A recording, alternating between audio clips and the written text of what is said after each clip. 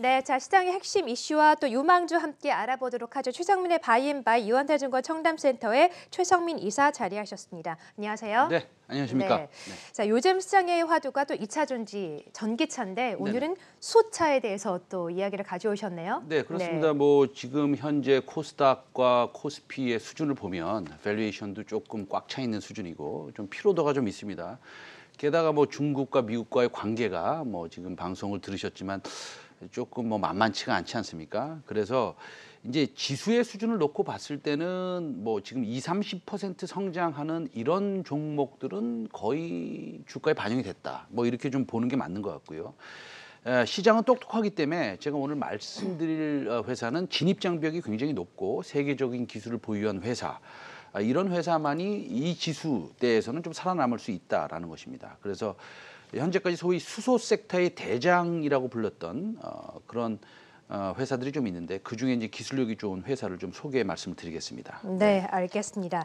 자, 그러면 이제 오늘은 수소 경제에 대해서 종목을 한번 리뷰를 해보도록 할 텐데요. 지난번에 이제 2월 말쯤이었죠. 두산 퓨얼셀을 또 소개를 해주셨는데 그 이후에 두산 퓨얼셀의 주가 급등세가 정말 엄청났어요. 예, 2월 말에 소개한 이후에 바닥에서 한 100% 정도 올라간 것으로 봅니다. 두산 퓨얼셀을. 오늘은 두산 퓨얼셀이 아니고요. 일단은 수조 전지차 관련주를 한번 말씀드리겠는데요. 네. 한번 한번 차트를 한번 보여주시겠어요? 그림을. 예, 이제 이게 2년 전에 나온 그 얘기인데요. 사실은 수소 경제에 대한 얘기는 아시겠지만 2년 전에 나왔습니다. 그래서 1년 반 전에 그 현대차 그룹이 수소차를 핵심 먹거리로 키우겠다는 발표를 하지 않았습니까? 그렇죠. 그게 벌써 1년 반이나 지났어요. 많이 지났네요. 그렇습니다. 네. 그래서 이제 한 7조 6천억 원을 투자한다 뭐 이렇게 돼 있고요. 네. 여기 보시면 간단히 뭐 한 2020년 중간에 있는 것만 보면 수소차를 8만 대 정도 만들겠다. 그래서 이제 이거를 FCEV 뭐 2030년 비전이다. 뭐 이렇게 얘기를 했습니다. 그래서 지금 보시는 것이 이제 수소 경제의 대략적인 로드맵입니다. 그래서 1년 전 이맘때 또 그 자동차 부품 산업 활성화 방안도 내놨고요. 네.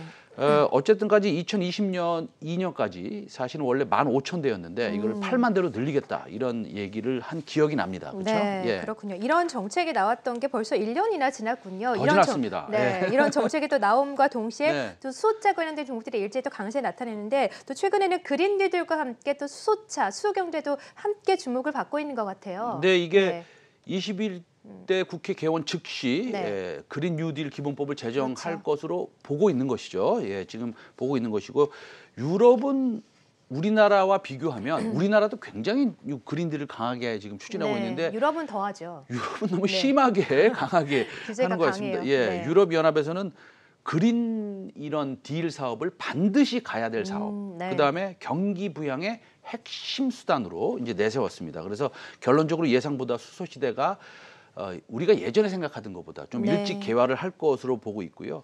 중요한 것은 우리나라하고 일본만 뭐 말씀드렸지만 수소에 좀 포커스를 했는데 지금은 뭐 유럽도 마찬가지고요. 예, 더 중요한 것은 수소 승용차에만 국한이 됐었는데 약간 느낌적으로 그게 아니라 영역이 좀 넓어지고 있다는 것이죠. 이제 그것은 수소의 생산, 운송 이런 것이 다 포함이 됩니다. 그래서 뭐 2017년 우리가 한번 돌아가 보면 그때 전기차가 많이 팔렸습니까? 안 팔리지 않았나요? 안 팔렸죠. 그런데도 불구하고 전기차 관련주가 5배에서 10배 상승했습니다. 기대감으로. 그렇습니다. 그래서 2020년 올해 와서야 이제 전기차가 좀 팔리는 거죠. 요즘에 좀 가끔씩 보이더라고요. 그렇죠. 이제 좀 더 팔릴 것이고 그런 거와 마찬가지로 수소 관련주들은 주가적인 측면에서 제 생각인데 사견입니다만 올해부터 1년 반 동안 아마 최고의 기간이 되지 않을까 이렇게 생각을 해봅니다. 아, 그렇군요. 그러니까 전기차가 2017년에 팔리지는 않았지만 기대감으로 많이 올랐고 지금 이제 실적이 나오는 것처럼 수소차, 수소 경제는 이제 막 시작이 되고 한 지금부터 조금씩 성장을 더욱더 거듭할 것이다 이렇게 보고 계시는 거네요. 그렇습니다. 네. 자, 그러면 두산 퓨얼셀은 이미 많이 급등을 했으니까 앞에서 이미 좀 소개가 됐었고 관련해서 어떤 종목 오늘 가지고 오셨어요? 오늘 그 리포트 발간된 거는 한 달 전에 발간된 게 있는데 공교롭게도 제가 소속돼 있는 회사에서 유한타증권에서 4월 29일 날 발간된 리포트가 있습니다. 이 리포트에서는 이제 멤브레인을 좀 강조를 했는데요. 멤브레인이 뭔가요? 네, 멤브레인에 대해서 말씀드리겠습니다. 종목은 상하 프론텍입니다. 네, 알겠습니다. 상하 프론테크 오늘은 좀 말씀해 주시려고 하고요. 네. 상하 프론테크 투자 포인트 함께 좀 화면으로 볼까요? 이게 그 네. 상하 프론테크가 밸브나 뭐 고무링 만드는 이런 회사가 아니고요. 일반적인 부품이 아니라 수소 전지의 핵심 부품을 만드는 회사입니다. 오, 그래서 예. 끊임없이 이제 시장에서 그 분리막 MEA 분리막이라는 부품을 만들 수 있느냐 개발하고 있는데 어디까지 만들었느냐 이런 얘기는 계속 나오고 있습니다. 근데 저기 이제 화면에도 나오네요. 이 멤브레인 기술을 통해서 만드는 것인데 원래는 다시 다른 화면을 하나 보여주시면 이 분리막이라는 것은 전 세계에서 만들 수 있는 회사는 아마 고아텍스뿐이 없었습니다. 네. 고아텍스라고 이게 고아텍스에서 만든 그렇습니다. 멤브레인이에요. 이건 상하 예. 프론텍스에서 만드는 게 아니라 고아텍스에서 만드는 MEA 분리막 멤브레인인데요. 네. 사실 이 기술을 쫓아가야 되는 것입니다. 예. 그렇군요. 자, 그래서 이 멤브레인의 확장성에 주목을 해보자라는 게 이제 첫 번째 투자 포인트신 네. 거고요. 또 다른 포인트 어떤 게 있습니까? 이게 네. 사실은 그러면은 멤브레인이 얼마나 중요한 부품이냐라는 그러게요. 것을 한번 보여드리고 싶은데 네, 전기차는 배터리가 중요하지 않습니까? 맞아요. 근데 이제 전기차가 배터리라면 수소차는 그것을 스택이라고 합니다.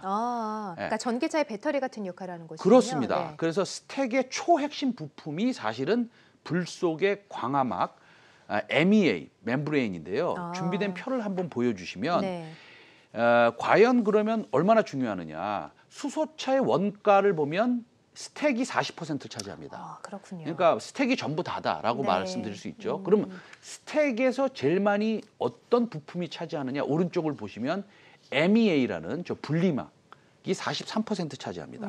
그래서 이 MEA 분리막은 수소체의 핵심 부품이고 거의 전부다라고 해도 과언이 아닌 것이죠. 네, 그렇군요. 그래서 이제 멤브레인 확장성에 주목을 한 부분과 동시에 이 수소체 꼭 들어가는 이 멤브레인 고분자 전해질 연료전지 MEA 멤브레인 또 개발 중인 것을 두 번째 포인트로 꼽아주신 건데 네. 사실 뭐 개발을 하고 이런 것도 중요하지만 개발을 해서 실제로 자동차 회사에 납품을 하느냐 마느냐가 이 부분이 가장 중요한 거잖아요. 그래야 또 매출이 나오니까요. 그렇습니다. 실제로 납품을 하고 있습니까? 그거는 제가 네. 알지 못합니다. 아, 그래요? 네, 그거는 네. 이제 뭐 소문으로 들리는 것 이외에는 알지 못하는데 네. 일단은 상하 프론테크에서 2년 정도 전에 채용 정보가 있었습니다. 제가 하나 보여드리면 채용 정보가 있었는데 네. 보면 어떻게 찾으셨어요? 이거? 굉장히 어렵게 찾았습니다. 네. MEA에 관련된 연구어를 벌써 이거 어저께 나온 게 아니고요. 이거 뭐 2년이 넘은 겁니다. 아, 그래요? 네, 그래서 네. MEA 개발 연구원을 찾는다. 그래서 명확하게 이제 나와 있습니다. 그래서 강조드리지만 제 생각에는 아마 2년에서 3년 동안 현대차와 공동 개발을 했고 이미 테스트는 진행되고 있다라고 합리적인 의심 수준을 넘어서는 것이고 당연히 회사에서 발표는 없습니다. 근데 제가 보니까 수급을 보니까 좀 수상하더라고요. 수급이요? 네, 요즘 그 수급이 어떻습니까? 기관 기관에서 수급- 좀 들어오고 있네요. 네, 기관 네. 수급을 보면 이게 사실은 한 3일 전에도 4일 전에도 30만 주가 매수했고요. 네, 그 전에도 10만 주를 매수했고요. 네.